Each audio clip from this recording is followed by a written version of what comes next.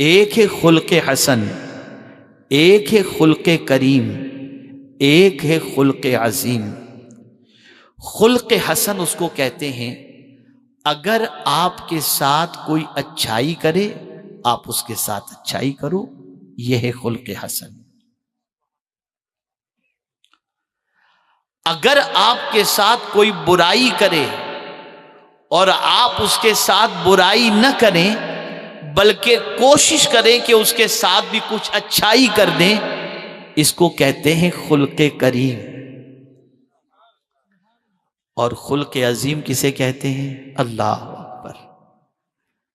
اگر کوئی آپ سے برائی کرنے میں حد سے آگے نکل جائے، اتنی برائی کرے جس کی کوئی انتہا نہیں، اور آپ اس کے جواب میں اچھائی میں اس سے آگے نکل جائیں،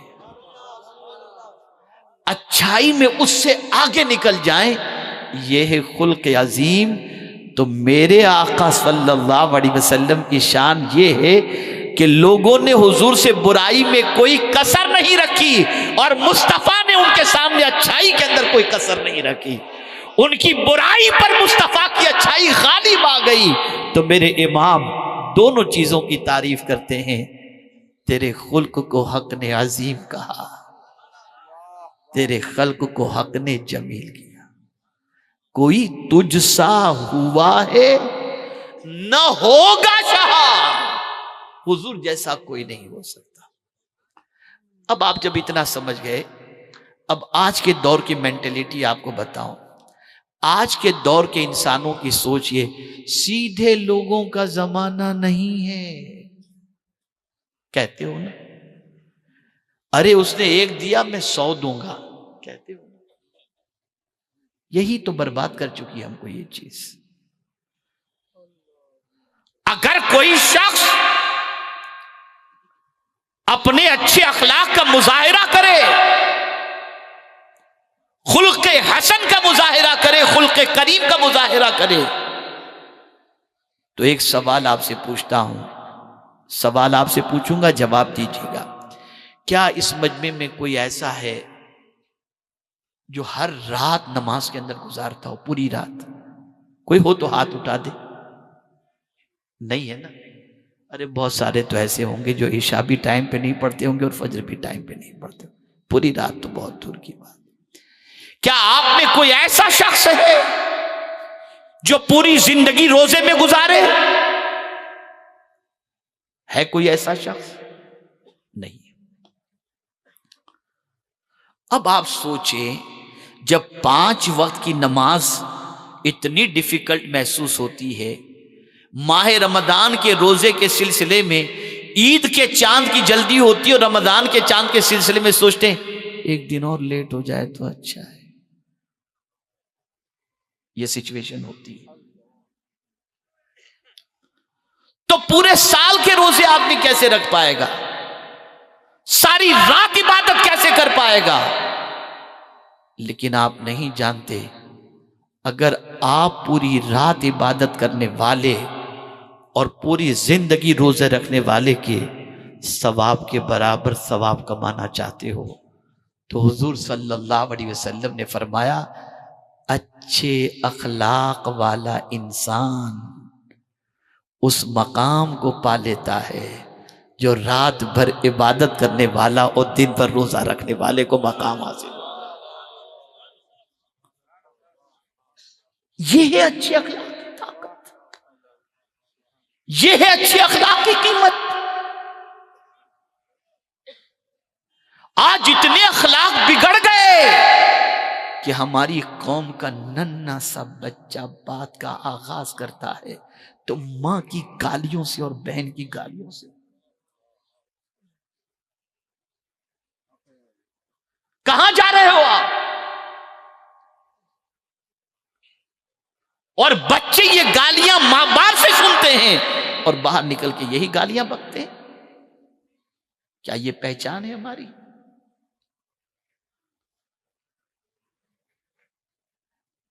حضور تو اس لیے تشریف لائے کہ ہمارا کردار سنوار دیں، ہمارے اخلاق سنوار دیں۔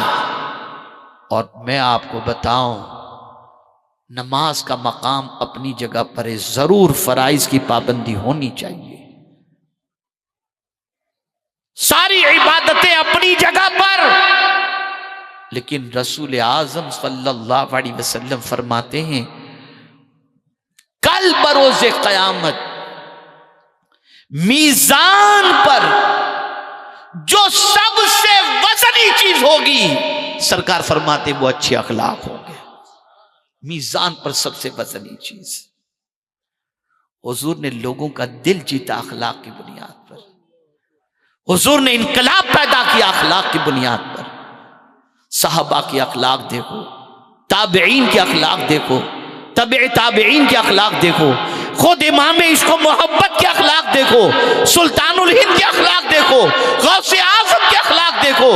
ان کے اخلاق نے لوگوں کے دل بدل دیے، لوگوں کا مزاج بدل دیا۔ اور آج ہمارے اخلاق دیکھو کتنے خراب ہو چکے ہیں، نہ بات کرنے کی تمیز، اے بے تے سے تو بات کرتے ہیں، نہ کھانے پینے کا ڈھنگ ہمیں معلوم، نہ چلنے پھرنے کا ڈھنگ ہمیں معلوم۔ آوارگی آوارگی آوارگی۔ خدا کے بندو آج توبہ کر کے یہاں سے اٹھو، نیت کر کے اٹھو کہ ہم اپنے اخلاق کو آج سے سنواریں گے، اپنے کردار کو سنوارنے کی کوشش کریں گے۔ ایک بات عرض کر کے میں اپنی گفتگو کو ختم کروں گا۔ جس رسول صلی اللہ علیہ وسلم کے اخلاق کے بارے میں قرآن نے گواہی دی، وَإِنَّكَ لَعَلَىٰ خُلُقٍ عَظِيمٍ،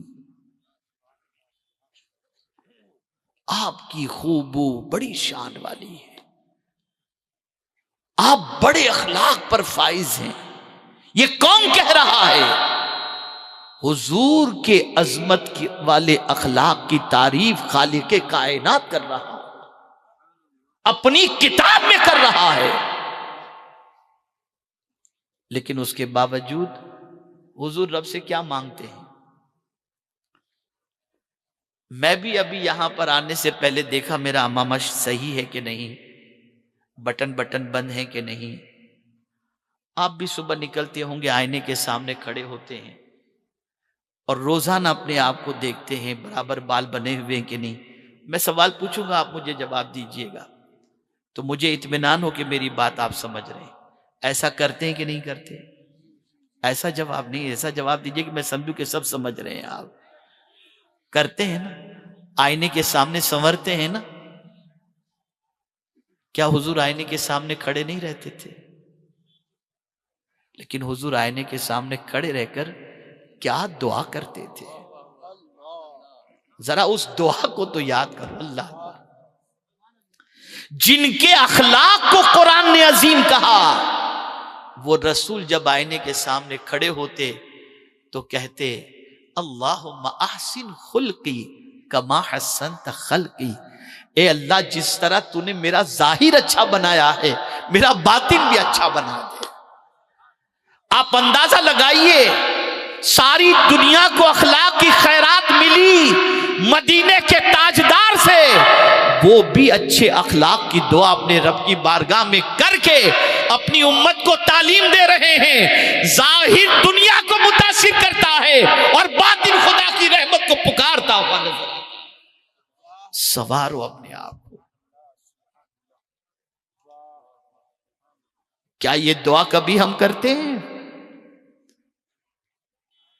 کیا کبھی ہمارے اخلاق کی ہم کو فکر ہے؟ نہیں۔ مجھے ایک بات یاد آ گئی، شاید اس سے پہلے بھی میں نے کہا ہو۔ ایک مسافر چہرے پہ داڑھی، بس میں سفر کر رہا ہے۔ بس میں بیٹھتے ہی جہاں اسے اترنا تھا وہاں کے ٹکٹ کے حوالے سے کنڈکٹر سے کہتا ہے فلاں جگہ کا ٹکٹ دو۔ کنڈکٹر نے کہا 9 روپے۔ اس نے 10 کا نوٹ نکال کر اس کے ہاتھ میں دیا۔ کنڈکٹر نے اس کو 2 روپے واپس کیے، 1 کی جگہ پر۔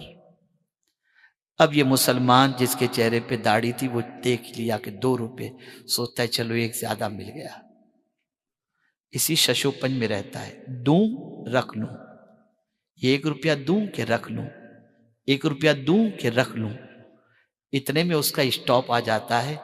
ضمیر نے آواز دی، 1 میں کیا ہوگا، دے دے۔ اس نے کنڈکٹر سے کہا غلطی سے تم نے 2 کی جگہ پر 1 کی جگہ پر 2 روپے دے دیے تھے، یہ تمہارا 1 روپیہ تم واپس لے لو۔ کنڈکٹر نے جواب دیا میں نے جان بوجھ کر کے تمہیں 2 دیے تھے، بھول کر کے نہیں دیے تھے۔ چہرے پہ داڑھی دیکھ کر میں نے سوچا ذرا دیکھوں مدینے والے کے ماننے والے کا اخلاق کیسا ہے۔ بس یہ سننا تھا، اس کی آنکھوں میں آنسو آ گئے۔ وہ نکلا وہاں سے، قریب میں جب اس کا اسٹاپ آیا وہ اتر کر سامنے مسجد تھی، مسجد میں گیا اور سجدے میں جا کر کے جو بات اس نے کہی مسلمانوں یاد رکھو، اس نے سجدے میں جا کر اللہ کی بارگاہ میں عرض کیا مولا 1 روپے میں میں اپنا ایمان بیچ دیتا، تیرا کرم ہے کہ تو نے میرا ایمان بھی بچا لیا اور مدینے والے کے امتی ہونے کی لاج بھی رکھ لی۔ مسلمانوں اخلاق سنوارو، اخلاق سنوارو، بہت سنوارنے کی ضرورت ہے۔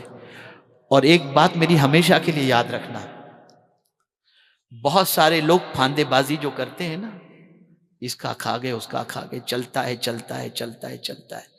اس بات کو اچھی طرح سے یاد رکھو، یہ جملہ یاد رکھنا، جتنا آپ رزق کو تلاش کرتے ہو نا، خدا کی قسم اس سے زیادہ روزی آپ کو تلاش کرتی ہے۔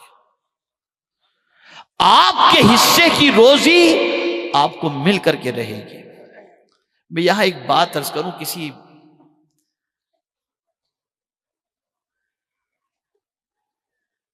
صاحب دل نے بڑی پیاری بات کہی ہے۔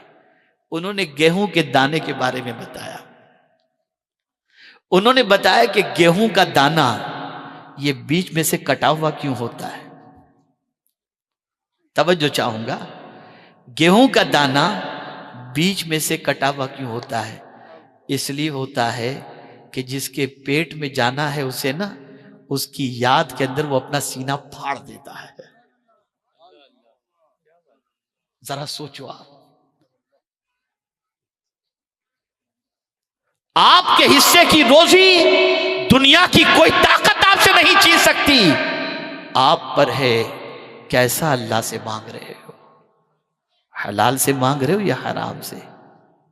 حلال سے مانگو، بدلو اپنی زندگی کو، بدلو اپنے افکار و نظریات کو، بدلو اپنی سوچ کو۔ یہ ہمارے ہندوستان کا بہت بڑا علاقہ ہے، بہت بڑا شہر ہے، خواجہ صاحب کا پڑوس ہے، اللہ اکبر، جنہوں نے ایک جگہ پر بیٹھ کر پورے ہندوستان کے لوگوں کے دل کو جیت لیا۔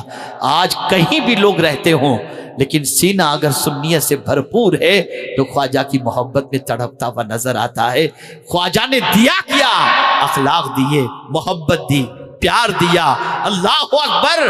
آج بھی روتا ہوا کوئی خواجہ کی بارگاہ میں جاتا ہے تو مسکراتا ہوا وہاں سے آتا ہے۔ یہ میرے خواجہ کے اخلاق ہے۔ بدلو اپنی سوچ کو۔